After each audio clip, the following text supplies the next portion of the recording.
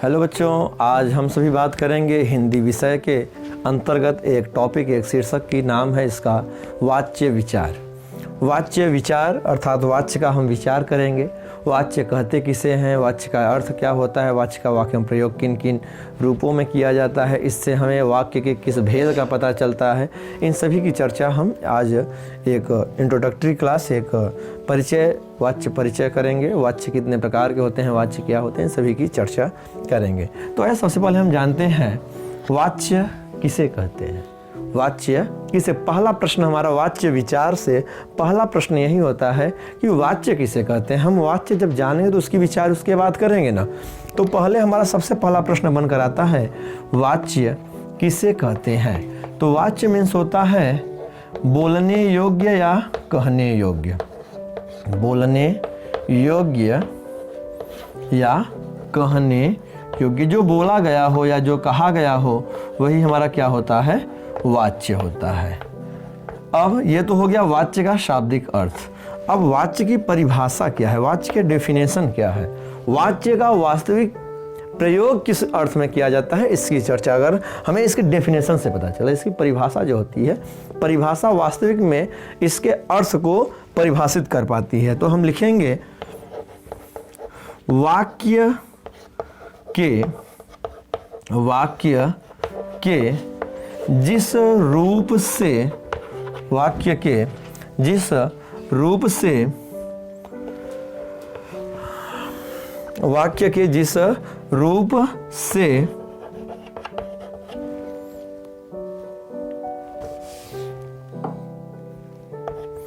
वाक्य के जिस रूप से क्रिया के मुख्य विषय का, क्रिया के मुख्य विषय का पता चले, मुख्य विषय का पता चले, वाच्य कहलाता है, वाच्य कहलाता है। कह रहे हैं मुख्य विषय, वाक्य के मुख्य विषय क्या होते हैं। अब मुख्य विषय है आपका कर्ता का भाव, कर्म का भाव, या फिर केवल भाव हो, कर्ता हो या कर्म हो या भाव हो, माने उसका जो मुख्य विषय होगा कि भाई इसका मुख्य विषय कौन है, इसका मुख्य विषय कर्ता है या इसका मुख्य विषय कर्म है या इसका मुख्य विषय भाव है। यह जिससे पता चलता है वही क्या कहलाता है, वाच्य कहलाता है। इसे आप सभी नोट कर लेंगे। तो अब हम जानेंगे वाच्य के भेद, वाच्य के भेद। तो अगर हम बात करेंगे वाच्य के भेद की, तो वाच्य के दो भेद होते हैं, वाच्य के दो भेद होते हैं, वाच्य के दो भेद होते हैं। पहला क्या होता है आपका कर्तृवाच्य, पहला क्या होता है कर्तृवाच्य, और दूसरा होता है अकर्तृवाच्य, अर्थात जिसमें क्रिया का विषय कर्ता हो, अर्थात जिसमें क्रिया का विषय स्वयं कर्ता हो वह कर्तृवाच्य होता है, और जिसमें क्रिया का विषय कर्ता न होकर के कोई अन्य हो, कर्ता न होकर के कोई अन्य हो, तो वो अकर्तृ हो जाते हैं। भैया कर्ता होगा तो कर्तृ होगा और कर्ता नहीं होगा तो माने अकर्तृ, अर्थात कर्ता नहीं है, कोई और है। तो किसी ने पूछा कर्ता के न होने पर कितने भाव आ सकते हैं, तो बताया गया केवल दो भाव आ सकते हैं। वह भाव या तो कर्म होगा और या तो भाव होगा, माने या तो फिर कर्मवाच्य हो जाएगा या तो फिर क्या हो जाएगा, क्रिया से भाव होगा। जो वाक्य में आपकी क्रिया होगी उस क्रिया से किसका बोध होगा, भाव का बोध होगा। तो भाव का बोध होगा तो माने भाव प्रधान होगा। विषय माने क्या, प्रधान। भाव बोध माने भाव प्रधान। कर्म का बोध माने कर्म प्रधान, कर्म बोध माने कर्म प्रधान। और कर्ता बोध माने कर्तृ प्रधान, कर्ता बोध माने कर्तृ प्रधान। तो इस तरीके से हमें जाना कि वाच्य के मूलतः दो भेद बताए गए, वाच्य के मूलतः दो भेद, कर्तृ और अकर्तृ। उसके बाद अकर्तृ के कुल दो भेद, अकर्तृ के दो भेद, कर्म और भाव। अब आपको इस तरीके से हमें कुल कितने पढ़ने हैं, तो 3 हमें पता है, कर्तृवाच्य हो गया, कर्मवाच्य हो गया और भाववाच्य हो गया। अब कर्तृवाच्य, कर्मवाच्य और भाववाच्य के उदाहरण हम देख लेते हैं।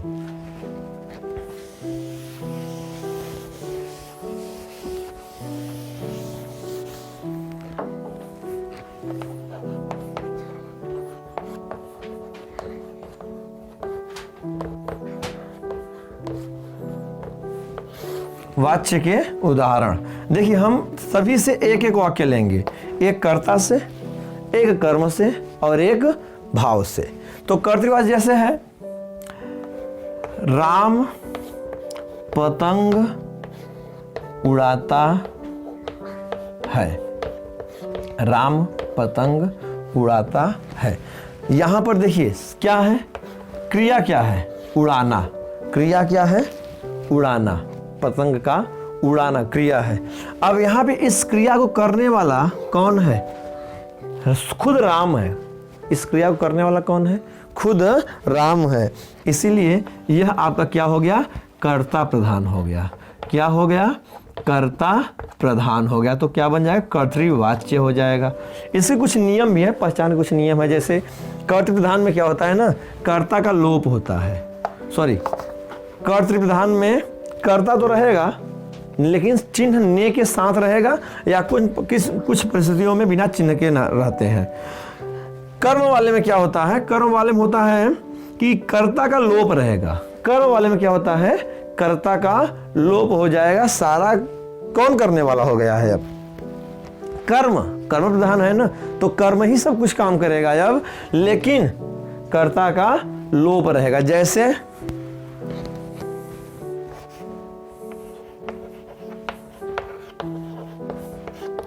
सुरेश को बुलाया गया, सुरेश को बुलाया, या सुरेश को बुलाया, या सुरेश के द्वारा बुलाया गया, सुरेश को बुलाया गया। अब देखिए यहां पे कर्ता का लोप हो गया है। कर्ता क्या होगा, कोई नाम है, राम के द्वारा, राम के द्वारा, तो ये कर्ता है। यहां पर बिना इसके काम हो जाएगा। देखिए कर्ता ये होता है कि वाक्य में कर्ता नहीं रहेगा तो काम नहीं होगा। वाक्य में अगर कर्ता को हम निकाल दें तो काम ही नहीं होता है। जैसे यहाँ पर अगर हम राम को निकाल दें तो पतंग उड़ेगी ही नहीं। पतंग उड़ाता है राम ही नहीं तो उड़ाएगा कौन। लेकिन यहाँ पर राम को निकाल दीजिए, राम को निकाल दीजिए। अब यहाँ पे सुरेश को बुला, माने सुरेश हो गया, सुरेश के द्वारा खाया, माने कि अब सुरेश को बुलाया गया, ठीक है, राम के द्वारा। अब ये जो है ना, ये आपका कर्ता, चूंकि बुलाने काम कर कौन रहा है, एक्चुअली बुलाने काम कर कौन रहा है, राम। लेकिन बिना इसके भी सेंटेंस पूरे हो जाते हैं, सेंटेंस आपके बन जाता है। अब भाव प्रधान है, भाव प्रधान है। जैसे आओ घूमने चले, आओ घूमने चले, आओ घूमने चले। यहां पर ना मैं, तुम, वो, हम सभी, तुम सभी, किसी से कोई मतलब नहीं है। केवल एक भाव है और वो क्या है, घूमना। केवल एक भाव है और वो क्या है, घूमना। वही यहाँ पर केवल भाव है, यहाँ पर केवल घूमने की चर्चा है। तो अब जैसे इनमें क्या होती है, अब ये 2 प्रकार के होते हैं। एक होती है आज्ञा या अनुमति वाले वाक्य, आज्ञा या अनुमति वाले वाक्य, विवशता या असमर्थता वाले वाक्य, विवशता या असमर्थता वाले वाक्य, ये इनकी पहचान है। ऐसे इनमें कर्ता का लोप होता है, ये इनकी पहचान है। इसमें कर्ता का चिन्ह ने या के ने रहता है, ये इनकी पहचान है। तो ये है वाच्य। अब देखिए इनमें परिवर्तन के अपने नियम होते हैं। आपका कर्तृवाच्य से कर्मवाच्य कैसे बदला जाता है।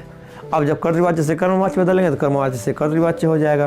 कर्तृवाच्य से भाववाच्य कैसे बनाते हैं, कर्मवाच्य से भाववाच्य कैसे बनाते हैं, इन सभी का एक अपना विस्तृत नियम है। तो फिलहाल हम अपनी ये इंट्रोडक्टरी क्लास में अपने परिचय की कक्षा में इतना ही बता रहे हैं आपको कि वाच्य किसे कहते हैं, वाच्य 3 प्रकार के होते हैं। उन तीनों प्रकार के उदाहरण कैसे बनते हैं, उनमें असमानताएं क्या क्या हैं, इन सभी की आज हमारी क्लास में इतना चर्चा कर लिया गया है। अगर आपको इसका विस्तृत नोट्स चाहिए तो आप सभी कमेंट्स करेंगे, तो इसके बाद हम अपनी अगली वीडियो में इसका पूरा लेक्चर आपको अटेंड कराएंगे, जिसमें हम पूरा नोट्स आपको मेंटेन कराएंगे, एक एक वर्ड्स ऑन द वर्ड, और इसके सारे बनने वाले नियम और उनके रेगुलेशन से। फिलहाल आज की वीडियो में इतना ही। जय हिंद, जय भारत।